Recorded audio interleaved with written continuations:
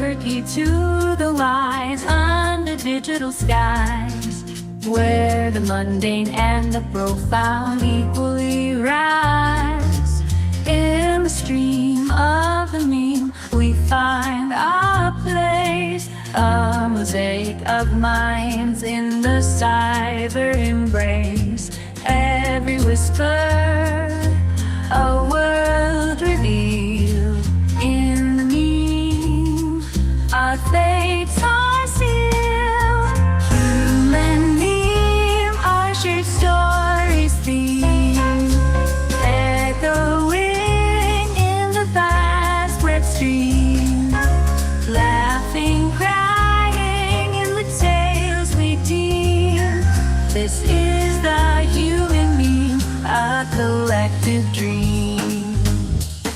So tune in, listen, let your thoughts fly in the Human Meme Podcast under the digital sky, where every voice finds a chance to breathe in the world of the you.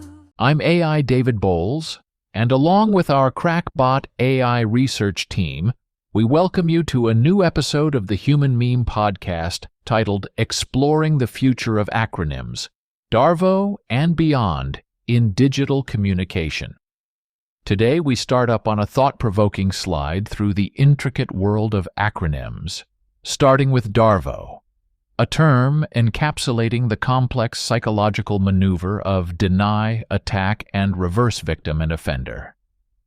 As we dissect this term, we'll venture into the broader implications and future of acronyms in our increasingly digital and interconnected world. We'll discuss how these linguistic shortcuts, while useful, risk oversimplifying the profound issues they represent, and how emerging technologies like AI, VR, and AR could transform our approach to communicating complex ideas.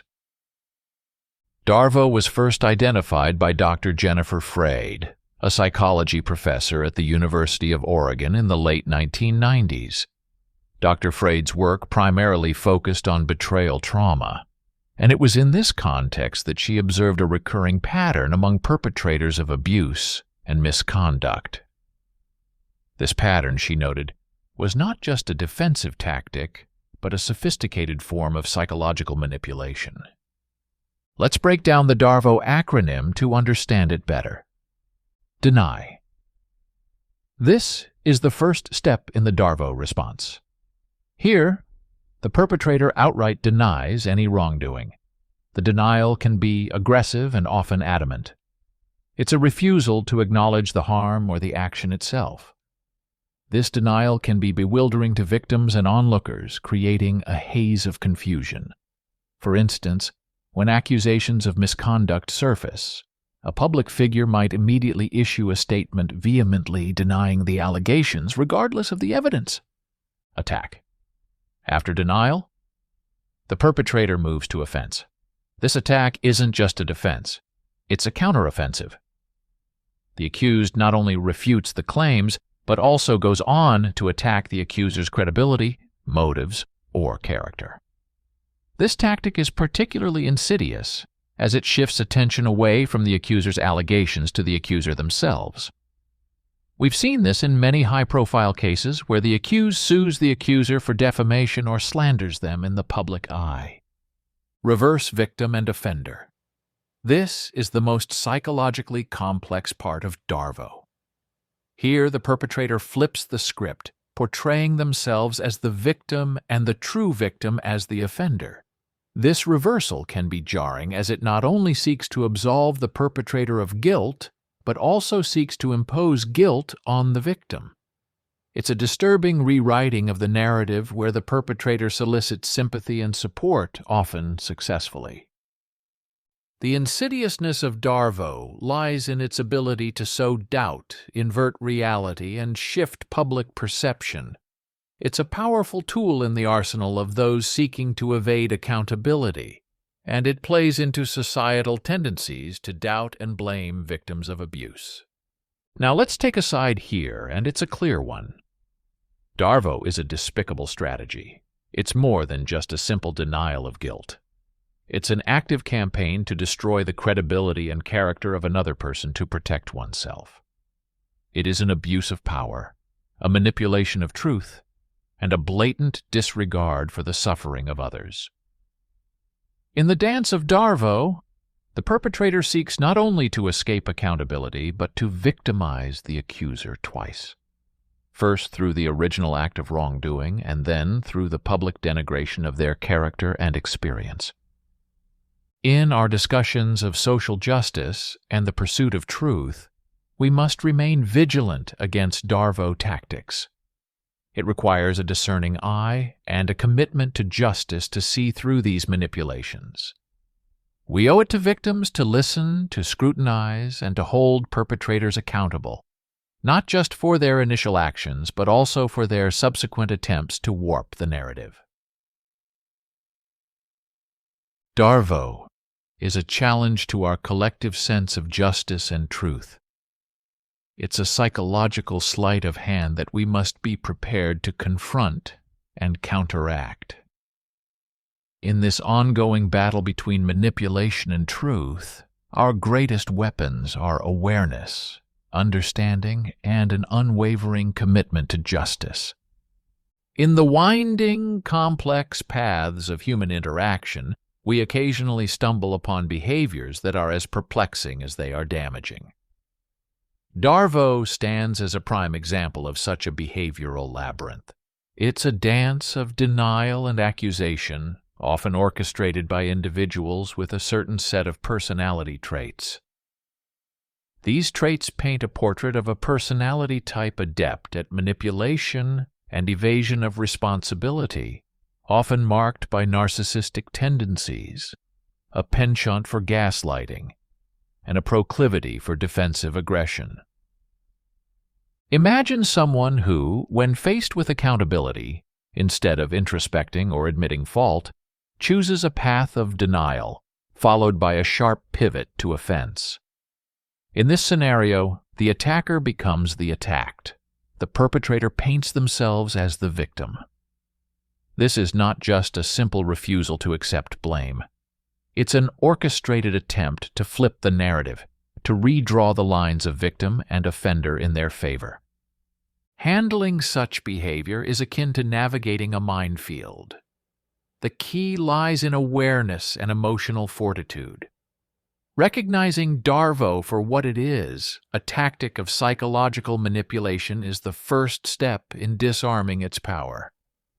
This recognition, however, is just the beginning. Maintaining a sense of personal boundary becomes paramount, a bulwark against the encroaching tide of manipulation. Documentation, too, emerges as a powerful tool in this battle. It serves as a beacon of truth in the fog of confusion and falsehoods that DARVO seeks to create. In this endeavor, seeking support becomes an act of empowerment. There is strength in numbers, in the shared understanding and validation from those we trust.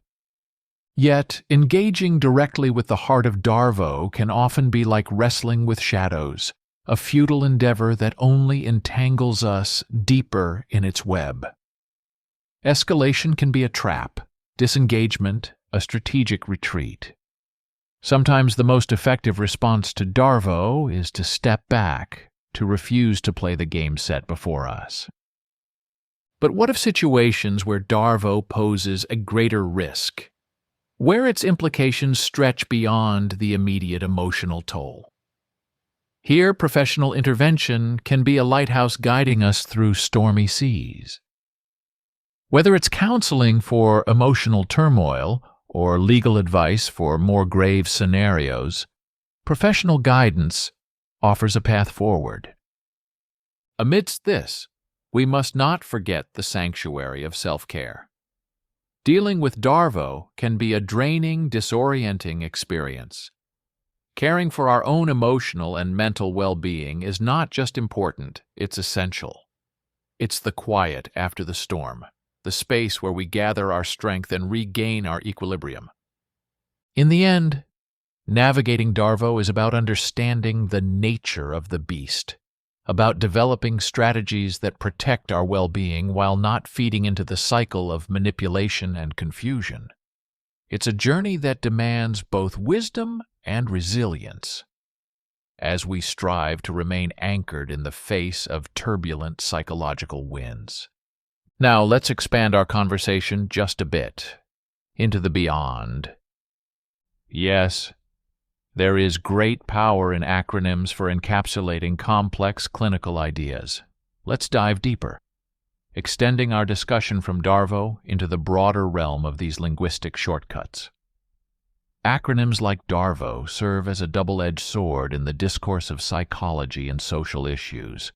On one side, they offer a memorable shorthand for intricate concepts, making them accessible to a broader audience. On the other, they risk oversimplifying and trivializing the profound and nuanced issues they represent. My stance: while they can be useful, we must be cautious not to let these acronyms dilute the gravity and complexity of the issues they stand for. Let's consider DARVO again. This acronym serves as a beacon, illuminating a specific pattern of behavior in a sea of complex psychological dynamics.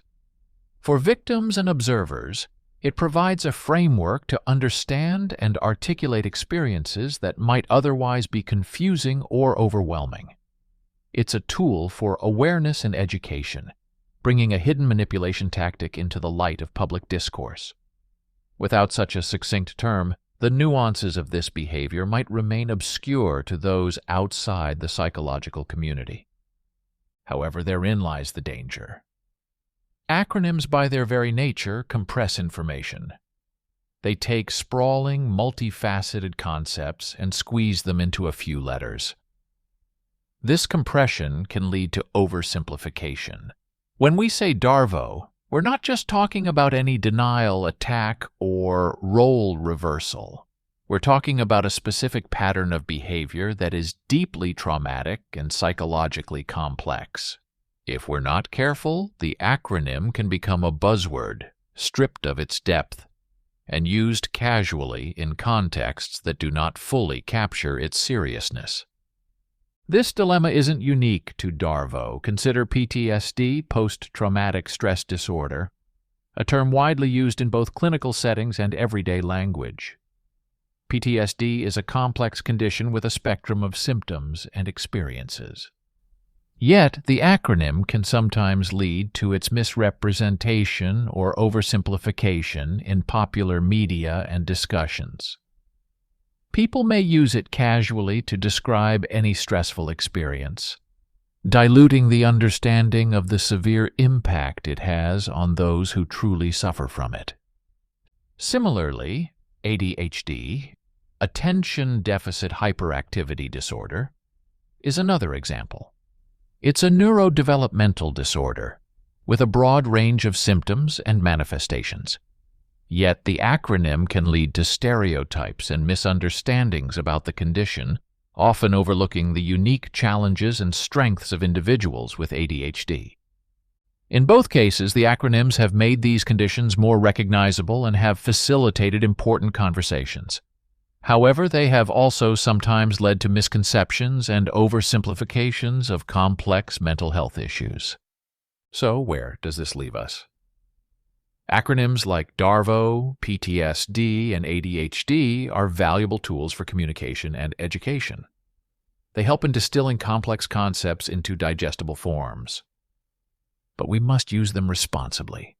We must remember that behind every acronym is a world of complexity, a spectrum of experiences, and a depth of human emotion. We must not allow the convenience of abbreviation to eclipse the intricacies of human psychology and experience.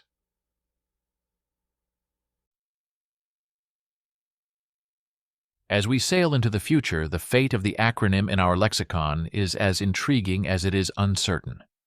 Let's project forward, imagining the trajectory of these linguistic constructs. My assertive stance. Acronyms, while they will continue to evolve, will not remain the primary tool for encapsulating complex ideas. They will give way to more dynamic, interactive, and nuanced forms of communication especially as technology reshapes how we understand and convey information. Consider the global landscape. Acronyms are not solely the domain of the English language. Many languages employ acronyms or similar constructs, adapting them to their linguistic structures. For example, in Spanish, there's OVNI, objeto volador, no identificado, the equivalent of UFO, unidentified flying object. In Mandarin, abbreviations are formed using characters like LADA-BI, LIDA for radar. However, the usage and prevalence vary, influenced by cultural and linguistic contexts. Yet as global communication becomes increasingly digital and visual, the role of acronyms is likely to diminish. Why? Because the future of language is inherently tied to the future of technology, and technology is steering us towards more immersive, comprehensive, and interactive modes of communication. Imagine a future dominated by augmented reality, AR, and virtual reality, VR. In such a world, why would we confine complex ideas to mere strings of letters when we could instead immerse someone in an interactive experience that conveys the concept with depth and nuance? For instance, instead of saying PTSD, we could use VR to simulate the sensory and emotional experience of someone living with the condition, fostering a deeper empathy and understanding than any acronym could achieve. Another key player in the future of language is artificial intelligence. AI, with its capacity to process and generate language in complex ways, could render acronyms obsolete. AI systems could provide real-time, context-aware explanations of concepts, tailored to the listener's level of understanding and background. This customizability could make acronyms redundant, as people would have immediate access to the full depth of information behind any term or concept. Moreover, the rise of global multilingual communication platforms hints at a future where the simplicity of acronyms is overshadowed by the need for clarity and universality. As we navigate a more interconnected world, the precision of language becomes paramount. Acronyms, often ambiguous and language-specific, may fall out of favor in this global context, replaced by more universally understood terms or symbols. As we draw this enlightening conversation to a close, let's look back from where we started.